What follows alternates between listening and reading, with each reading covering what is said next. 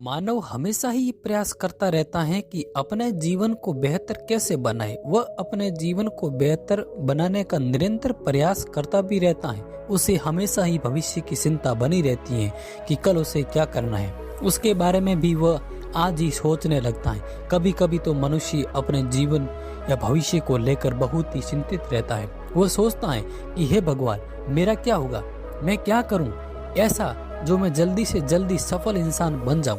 लेकिन मनुष्य सब कुछ करना चाहता है पर वो ध्यान नहीं करना चाहता है, जबकि ध्यान ही वो प्रक्रिया है जो मानव को भविष्य से निकाल कर वर्तमान में लाती है। मनुष्य के जीवन में सदैव दुख और सुख चलते रहते हैं। जैसे सवेरा होने के बाद रात्रि होती है और रात्रि के बाद सवेरा होता है, वैसे ही सुख और दुख होते हैं। मानव का जीवन सुख दुख के चक्कर में ही चलता रहता है। मानव ध्यान करने से ही पहले उसके परिणाम के बारे में जानना चाहता है, जबकि ध्यान से जो लाभ होगा वो तो उसे भविष्य में प्राप्त होगा। जन्म लेते ही कोई भी मनुष्य ज्ञानी नहीं बन जाता। समय के साथ साथ धीरे धीरे ध्यान और साधना के बाद ही उसे ज्ञान की प्राप्ति होती है। मानव के जीवन में सुख और दुख भी हैं।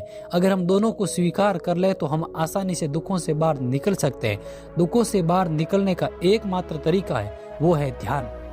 क्योंकि ध्यान हमारे सुख और दुख या तो हमारे भविष्य से जुड़े होंगे और या फिर हमारे भूतकाल से जुड़े होते हैं, जबकि ध्यान हमें वर्तमान में जीना सिखाता है। आज मैं आपको सुख और दुख के बारे में बताऊंगा। बस आप इस कहानी को ध्यान से सुनना और समझना कि कैसे दुख और सुख का चक्कर चलता है और हम इससे कैसे बाहर निकल सकते हैं और हम अपने आज को कैसे बेहतर बना सकते हैं। हम आज में कैसे खुश रह सकते हैं। एक नगर में एक युवक रहता था। उस युवक की उम्र लगभग 19 साल की थी और वो युवक अभी तो युवावस्था में ही था कि उसके जीवन में परेशानियां का आना शुरू हो गया। वो युवक सोचता था कि बचपन से ही अच्छा था, खाओ पियो खेलो घूमो फिरो मौज करो, लेकिन जब से मैं बड़ा हुआ हूँ मुझे तो इन परेशानियों ने घेर लिया है। मैं क्या करूं, मुझे तो कुछ भी समझ में ही नहीं आता।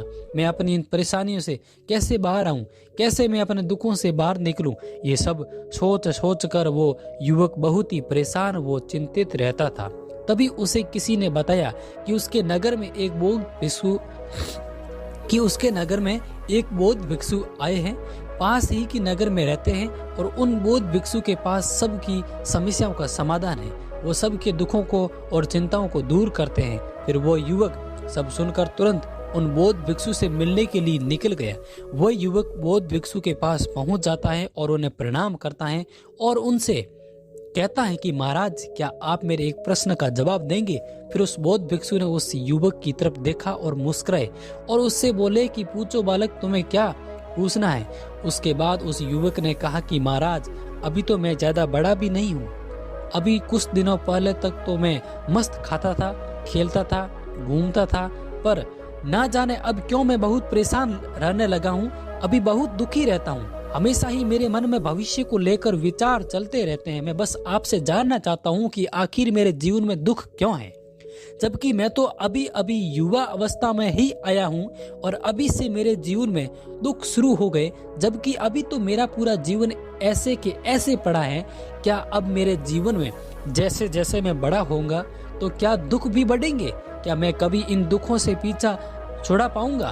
क्या इन दुखों से छुटकारा पाने का कोई रास्ता है ही नहीं। ये सुनकर वो बौद्ध भिक्षु मुस्कुराते हैं और उस युवक से कहते हैं कि बालक, तुम दुखी हो, परेशान हो, पर मुझे तो ऐसा कुछ नजर नहीं आ रहा है। कहाँ है तुम्हारा दुख? क्या तुम मुझे बता सकते हो? फिर वह युवक उन बौद्ध भिक्षु की तरफ देखता है और उनसे कहता है कि महाराज, दुख तो मुझे है, परेशान हूँ, दुख मेरे भीतर मौजूद है, दुख मुझे है, तभी तो मैं आपके पास आया हूँ। आपको मेरे दुख कैसे दिखाई देंगे? फिर बौद्ध भिक्षु उस युवक से कहते हैं कि अच्छा बालक, क्या तुम अपने दुखों को देख सकते हो? तब वह युवक कहता है कि हाँ महाराज, मैं मेरे दुखों को अच्छे से देख सकता हूँ। फिर वह बौद्ध भिक्षु उस युवक से कहते हैं कि अच्छा तो बालक, फिर तुम मुझे ये बताओ कि तुम्हारे दुखों का मुख्य कारण क्या है, तुम किस चीज से दुखी हो। बौद्ध भिक्षु उस युवक से ये पूछ रहे होते हैं।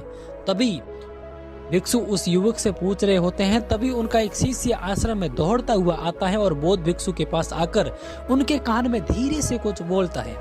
अपने शिष्य की बात सुनकर बौद्ध भिक्षु उस युवक से कहते हैं कि चलो बालक, आज तुम मेरे साथ चलो, आज मैं तुम्हें पूरे जीवन का सत्य बताऊंगा, लेकिन मेरी एक बात का तुम ध्यान रखना, वहां जाकर तुम कुछ नहीं बोलोगे, बस चुपचाप सारी बातें सुनोगे। सारी बातें सुनने के बाद तुम्हें तुम्हारे प्रश्नों के उत्तर खुद ही मिल जाएंगे।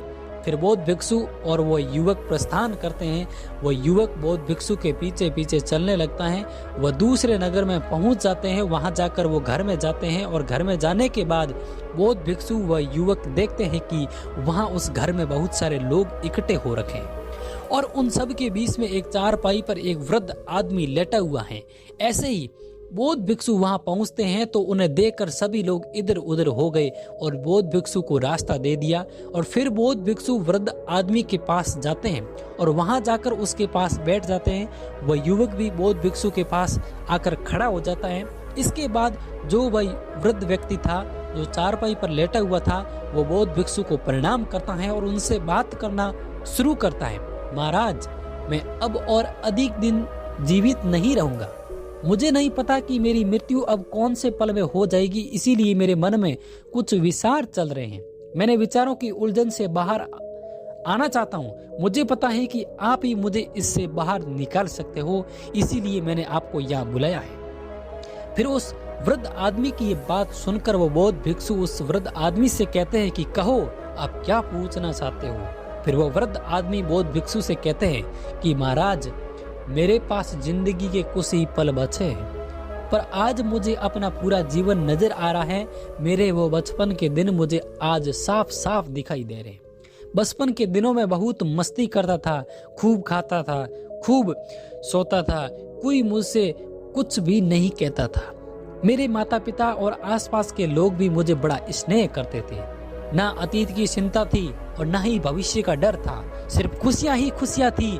जब मैंने उन दिनों को याद कर रहा था तो मेरी आंखों में आंसू आ रहे थे कि बचपन की वो दिन कितने अच्छे थे। लेकिन जैसे जैसे मैं बड़ा हुआ तो माता पिता, आस पड़ोसी, रिश्तेदारों ने सबने मेरे जीवन में कुछ करने के लिए कहना शुरू कर दिया। मेरे खुद के पिता ने भी मुझे ताने मारने शुरू कर दिए और मेरे पिता मुझसे कहते थे कि देखो तुम्हारा भाई कितना होशियार है, वह हर काम में कितना निपुण है और एक तुम हो कामचोर, कहीं के तुम कुछ भी कार्य ठीक से नहीं करते हो। तुम अपने बड़े भाई से कुछ क्यों नहीं सीखते। आसपास के लोग, रिश्तेदार भी मुझे ताना मारने लगे, कह रहे तुम कुछ करते क्यों नहीं। देखो तुम्हारे भाई को, वो कितना जो होशियार है और तुम तो किसी काम के नहीं। सबकी बातें सुनकर अब मैं बहुत परेशान हो गया। मेरा मन उदास और बेचैन रहने लगा। लोगों की बातें मेरे कानों में गुजरती रहती। कोई मुझे कहता कि देखो उसे ये हासिल कर लिया, उसने, तुम कुछ क्यों नहीं करते। देखो उसने नया व्यापार खोला है, तुम भी कुछ छोटा मोटा व्यापार शुरू कर दो। ऐसे कब तक निठल्लों की तरह घूमते रहोगे।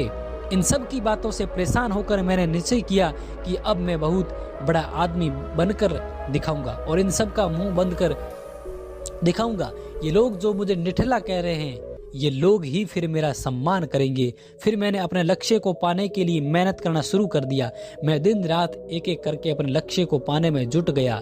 शुरू में तो मुझे बहुत परेशानी हुई। कभी कभी तो ऐसा मन भी हुआ कि छोड़ दूं, सब कुछ मेरे से नहीं होगा। लेकिन फिर मेरे सामने मेरा लक्ष्य आ जाता। जैसे ही मेरी हिम्मत टूटने लगती, मैं वापस खड़ा हो जाता और मैंने हार नहीं मानी। फिर धीरे धीरे मैंने खुद का व्यापार शुरू किया। मेरा व्यापार धीरे धीरे चल पड़ा। जब मेरे व्यापार चला तब मुझे कुछ पाने का एहसास हुआ। तब मुझे लगा कि अब मैंने अपने जीवन में कुछ पाया है। मैं बहुत खुश हुआ। अब मेरे व्यापार को देखकर जो लोग मुझे ताना मारा करते थे, निठल्ला, कामचोर कहते थे, वही लोग मेरे आगे पीछे घूमने लगे। मेरे माता पिता भी अब मेरे से अच्छे से बात करने लगे थे। मेरे पिता सबको गर्व के साथ मेरे काम के बारे में बता रहे थे कि उनसे मेरी तारीफ कर रहे थे। मेरा व्यापार बहुत ही अच्छे से चल रहा था। फिर कुछ दिनों के बाद एक धनवान सेठ ने अपनी बेटी का रिश्ता मेरे लिए भेजा। फिर घर वालों ने उससे मेरी शादी करवा दी। मेरी पत्नी बहुत ही सुंदर थी और गुणवत्ती भी थी। उसे पाने के बाद मेरी खुशियां दुगुनी हो गई, मानो मेरे जीवन में खुशियों की बरसात हो रही थी। शादी के कुछ साल बाद ही मेरी पत्नी के एक पुत्र हुआ। जब मेरे एक पुत्र हुआ तो वो मेरा पुत्र भी बहुत सुंदर था, वो हष्टपुष्ट था। उसे देखकर मेरा मन और भी प्रसन्न हुआ और मैंने निश्चय किया कि मैं अत्यधिक धन कमाऊंगा और अपने पुत्र का जीवन निर्वाह करूंगा। और उसका जीवन सुधारूंगा, उसे कभी भी किसी चीज की कोई कमी नहीं होगी। फिर मैं और ज्यादा मेहनत करने लगा। फिर कुछ साल के बाद मुझे एक पुत्र और हुआ। मेरी खुशियां का कोई ठिकाना नहीं रहा। अब मैंने निश्चय कर लिया कि मैंने अपने दोनों पुत्रों को बहुत ही अच्छी परवरिश दूंगा। मैं बहुत मेहनत करने लगा। दिन रात एक एक करके मैंने अपने व्यापार को बुलंदी पर पहुंचा दिया। अब मैं नगर का सबसे बड़ा व्यापारी बन चुका था। मेरे जीवन में मैंने सब कुछ पा लिया था। मेरा जीवन बहुत ही अच्छे से चल रहा था। मुझे किसी भी प्रकार का कोई भी दुख नहीं था। मेरे जीवन में खुशियां ही खुशियां थी। पर वह कहते हैं ना कि जीवन तो सुख दुख का सागर है, कभी ना कभी तो दुख आता ही है, और जो होता है उसे कोई रोक नहीं सकता। फिर मेरे साथ भी कुछ ऐसा ही हुआ। एक दिन अचानक ही मेरी पत्नी की मृत्यु हो गई और वो मुझे अकेला छोड़कर चली गई, जिससे मुझे बहुत दुख हुआ। मैं अंदर से टूट सा गया। मुझे कुछ भी अच्छा नहीं लगता था, और ना कहीं जाना और ना किसी से बात करना। मैं कई दिनों तक अपने कमरे में बंद रहा। मेरे दोनों बेटों ने मुझे हिम्मत दी। उन दोनों ने मुझे समझाया कि पिताजी, जो हो गया सो हो गया, हम उसे बदल नहीं सकते, लेकिन हम दोनों भाई आपके साथ हमेशा हैं। हम दोनों आपका बहुत अच्छे से ख्याल रखेंगे, आपकी हमेशा सेवा करेंगे। आपको किसी भी बात की कोई चिंता करने की आवश्यकता नहीं है। फिर धीरे धीरे मैंने अपने आप को संभाला, खुद को समझाया कि अब मुझे अपने प्रिय पत्नी के बिना ही जीना पड़ेगा। फिर मैंने अपनी खुशियाँ अपने बेटों से ढूंढ ली, और जब वो खुश रहते तो मैं भी बहुत खुश रहता, और जब उन्हें कोई दुख होता तो मैं भी दुखी हो जाता। इन सब सुख दुख के चलते मुझे हमेशा एक बात सताती रहती है कि आखिर ये जीवन है क्या? मैं इसको कैसे समझूं? इस दुनिया में क्या है जो मुझे पाना है? मैं कौन हूं और मैं इस दुनिया में क्या पाने आया हूं? ऐसे ही बहुत सारे विचार मेरे मन में उठते रहते थे। मुझे पता था कि आप ध्यान की ऐसी विधि बताते हो जिससे मनुष्य अपने जीवन की सच्चाई जान पाता है। मैं भी हमेशा यही विचार करता रहता था कि मैं पहले अपने जीवन के सभी कार्य पूर्ण कर लूं, सभी दुखों और परेशानियों को खत्म कर दूं, फिर आराम से ध्यान करूंगा। बस मैं यही सब सोचता रहता था, पर आज तक मैंने कभी भी ध्यान नहीं कर पाया। इसी तरह धीरे धीरे समय निकल गया और अब मैं वृद्ध हो गया और अब मुझे बीमारियां ने जकड़ लिया। वैसे तो मैंने अपने जीवन में बहुत संघर्ष किए, बहुत कुछ हासिल किया, कभी भी किसी भी चीज की कमी नहीं रही। मुझे मेरे पास सब कुछ था, धन दौलत, ऐशो आराम, घर परिवार में सभी प्रकार से समृद्ध था। लेकिन जब मैं अपने पूरे जीवन को देखता हूँ तो मुझे मेरे जीवन में बस अपने बचपन के दिन ही सबसे अच्छे लगते हैं। फिर वो वृद्ध आदमी उन बौद्ध भिक्षु से कहता है कि महाराज, मुझे ये पता है कि अब मेरे पास कुछ ही पल बचे हैं, पर क्या आप मेरे इन कुछ ही पलों में मुझे कुछ ऐसा बता सकते हो जिससे कि मैं सुकून से मर सकूं, मेरे मन के सारे विचार शांत हो जाए और मुझे अपने जीवन का असली मतलब समझ में आ जाए, जिससे मैं आसानी से मर सकूं। वृद्ध व्यक्ति की वो सारी बातें वो बौद्ध भिक्षु बड़े ध्यान से सुनते हैं और उस वृद्ध व्यक्ति कहते हैं कि सुनो, हम सभी को अपने बचपन के दिन ही क्यों अच्छे लगते हैं? क्योंकि बचपन में हम स्वतंत्र होते हैं। हमें उस समय ना तो कुछ पाने की इच्छा होती है और ना ही कुछ खोने का डर रहता है। उस समय हम जो भी कार्य करते हैं तो हम उसमें खो जाते हैं। एक खेल को हम दिन भर खेलते रहते हैं, उसे किसी प्रकार की कोई चिंता नहीं रहती। लेकिन फिर जैसे जैसे हम बढ़ते हैं, हम बड़े होते हैं तो हमारे साथ हमारी इच्छाएं भी बढ़ती हैं। हम चीज़ों को पाना चाहते हैं, इस दुनिया में सबसे आगे बढ़ना चाहते हैं। इससे आगे बढ़ने की होड़ में मनुष्य अपने भविष्य को सुंदर बनाने में लग जाता है।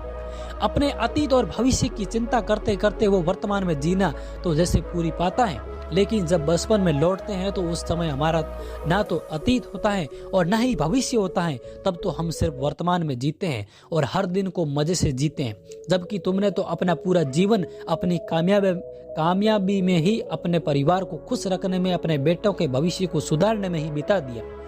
तुम हमेशा ही ऐसे सोचते रहे कि अपने जीवन में पहले सभी कार्य पूर्ण कर लूं, फिर मैं सत्य की खोज करूंगा, ध्यान करूंगा। लेकिन तुम ये कैसे भूल गए कि कल तो कभी आता ही नहीं, हमारी भविष्य की योजनाएं कभी पूरी नहीं होती। जब हमारा एक कार्य पूरा होता है, हम दूसरे कार्य में लग जाते हैं। इस प्रकार ही हमारा पूरा जीवन चलता रहता है। और अब जब तुम्हारे पास कुछ ही पल हैं, अब जाकर तुम्हें ये एहसास हुआ कि जो भी तुमने इतनी धन दौलत कमाई, उसमें से तुम एक दाना भी अपने साथ नहीं ले जा सकते। सब यहीं का यहीं रह जाएगा। लेकिन अगर ये बातें जो तुम्हें अभी समझ में आ रही हैं कि मृत्यु का कोई समय निश्चित नहीं है, हम कभी भी किसी भी समय मृत्यु को प्राप्त हो सकते हैं, तो तुम उसी वक्त का ध्यान करने लग जाते, सत्य की खोज करते, तो तुम ऐसी कोई वस्तु पाने की कोशिश करते जो तुम्हारे साथ जा सके तो तुम्हें सुकून से मरने दे। उस वृद्ध आदमी ने उस बौद्ध भिक्षु से कहा कि महाराज, मैं ये जानता हूँ कि मैंने मेरे जीवन में बहुत कुछ गलतियां की है। मैंने अपने जीवन को अच्छे से जिया ही नहीं और मुझे इस बात का एहसास भी है। फिर भी आपसे यही जानना चाहता हूँ कि क्या अब मैं मेरे कुछ पलों में आराम से नहीं मर सकता? क्या मैं अब सत्य को नहीं जान सकता? फिर उस बौद्ध भिक्षु ने उस वृद्ध आदमी से कहा कि अगर इस अंतिम समय में तुम कुछ जानना चाहते हो तो मेरी बात सुनो। तुमने अपने जीवन में जो कुछ भी पाया, जो कुछ भी हासिल किया, उन सब को यहीं छोड़कर जाओ। सबको अपने मन के साथ लेकर मत जाओ। तुम बस ये सोचो कि मैंने अपने जीवन में बहुत कुछ सीखा। तुमने अपने जीवन में सब कुछ पाया, किसी चीज की कोई कमी नहीं है तुम्हारे पास, फिर भी तुमने यही पाया कि जीवन में कुछ भी पाने जैसा नहीं है। और जिसको ये पता चल जाता है वो भी कोई आम बात नहीं है। लोग जीवन में आते हैं और जीवन को जीते भी हैं, लेकिन उन्हें अपने जीवन का असली मतलब पता ही नहीं होता और ना ही पता चलता है, और वो मृत्यु को भी प्राप्त हो जाता है। इसलिए जो भी तुम्हारे अंदर विचार उत्पन्न होते हैं उनको रोको। अपने आप से कहो कि मैंने अपने जीवन में जो कुछ पाया है, जो कुछ भी जानने योग्य बातें थी वो मैंने जान ली और अब मेरे जीवन में कुछ भी जानने जैसा नहीं है। अब तुम्हारे भीतर किसी भी प्रकार का कोई विचार नहीं रहेगा तो तुम निश्चित होकर मृत्यु को प्राप्त हो जाओगे। और हकीकत में वो मृत्यु होती है।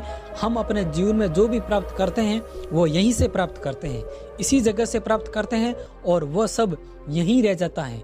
हम साथ कुछ भी लेकर नहीं जाते हैं, खाली हाथ आते हैं और खाली हाथ जाते हैं। उसके बाद उस वृद्ध आदमी ने बौद्ध भिक्षु से कुछ भी प्रश्न नहीं किया और हंसते हंसते मर गया। वो युवक जो बौद्ध भिक्षु के पास अपनी परेशानी लेकर आया था वो भी वहीं खड़ा था। बौद्ध भिक्षु उस युवक की तरफ देखकर उससे पूछते हैं कि बालक, क्या तुम अपने प्रश्नों के जवाब मिला? अगर तुम्हें तुम्हारे जवाब मिल गए हो तो तुम यहाँ से मौजूद सभी लोगों को बताओ। फिर युवक बौद्ध भिक्षु से कहता है कि महाराज, मुझे अपने सभी प्रश्नों के उत्तर मिल चुके हैं। मैं जीवन चक्र के सभी पहलुओं के बारे में समझ गया हूँ कि जीवन में कुछ भी पाने जैसा नहीं है। सुख और दुख भी चलते रहते हैं, ना तो सुख हमारे साथ जाता है और ना ही दुख हमारे साथ जाता है। अगर हम सुख दुख के भीतर भागते रहते हैं, सुख दुख के पीछे भागते रहेंगे तो हम अपने जीवन में कभी भी सत्य की खोज नहीं कर पाएंगे। ये जीवन तो सुख और दुख का सागर है, हमें इसके साथ ही जीवन की खोज भी करनी चाहिए। लेकिन महाराज, मैं सब कुछ तो जान गया, लेकिन अभी भी एक विचार मेरे मन में उड़ रहा है। मेरे साथ यहाँ मौजूद सभी लोगों के लिए जानना बहुत आवश्यक है। हम सब ध्यान करना तो चाहते हैं, लेकिन हमें कुछ भी पता नहीं कि ध्यान कैसे करें। फिर बौद्ध भिक्षु उस युवक से कहते हैं कि ध्यान वो प्रक्रिया है जो हमें हमारे अतीत व भविष्य की चिंताओं से खींचकर हमें वर्तमान में लाती है। जब भी तुम किसी कार्य को करो उसे पूरी ईमानदारी से, पूरी निष्ठा से, पूरी लगन के साथ करो, जो तुम ध्यान से ही रहोगे। लेकिन हमारा ध्यान कभी भी एक जगह स्थायी नहीं रहता है, ये इधर उधर भटकता रहता है। अगर तुम्हारे साथ ऐसा होता है तो तुम ध्यान इस छोटी सी विधि का ध्यान रखना, जिसे तुम अपना कार्य आसानी से कर पाओगे और ध्यान को भी समझ जाओगे। ध्यान करने के लिए तुम्हें समय की आवश्यकता नहीं है। जब भी तुम चलो, उठो, बैठो, खाओ, पियो, जो भी तुम काम करो, तुम्हारा ध्यान सिर्फ उस कार्य पर होना चाहिए। जैसे अगर तुम खाना खा रहे हो तो तुम्हारा ध्यान खाने के प्रत्येक निवाले पर होना चाहिए। तुम्हें उसके स्वाद का आनंद लेना चाहिए। जब तुम चलो तो तुम्हारा ध्यान तुम्हारे प्रत्येक कदमों पर होना चाहिए। इस तरह छोटे छोटे प्रयासों से तुम ध्यान कर सकते हो। ध्यान करने का सबसे आसान तरीका, जब भी तुम किसी कार्य को करो तो तुम अपनी सांसों का ध्यान करो। तुम अपनी सांसों का ध्यान करो। हमारी सांस किस नाक से आ रही है और वो कहाँ पर रुक रही है, कब बाहर निकलती है। और कभी कभी तुम्हारा ध्यान भटकेगा, लेकिन धीरे धीरे तुम फिर उसी स्थिति में आ जाओगे। हमारी सांसें निरंतर चलती रहती हैं, वो वर्तमान में ही चलती है, ना तो भविष्य के लिए आगे बढ़ती हैं और ना ही अतीत के लिए रुकती हैं। वो तो निरंतर वर्तमान में चलती रहती हैं।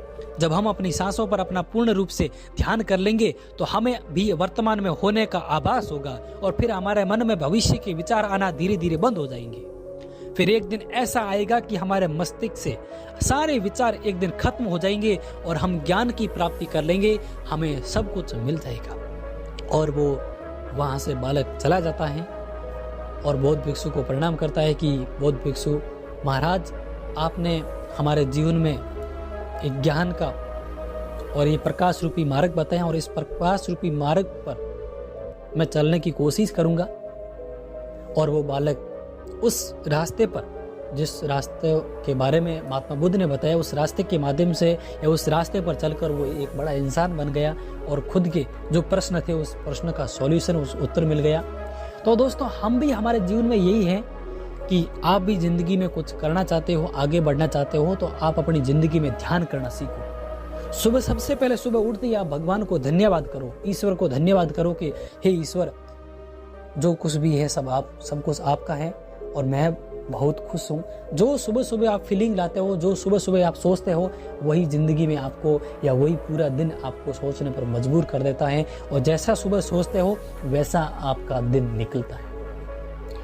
दोस्तों, इस कहानी के माध्यम से आपको क्या सीख मिली है वो आप 2 लाइनें हमें कमेंट बॉक्स के माध्यम से जरूर बताएं, ताकि हमें भी लगे कि हमारे द्वारा बताई गई कहानी से लोगों के जीवन में, हमारे दोस्त के जीवन में, हमारे जो अजीज मित्र हैं उनके जीवन में कुछ परिवर्तन आ सकता है, और परिवर्तन ही जीवन है। तो दोस्तों, मिलते हैं नेक्स्ट वीडियो में, और आपसे छोटी सी अपील है, आपसे छोटी सी रिक्वेस्ट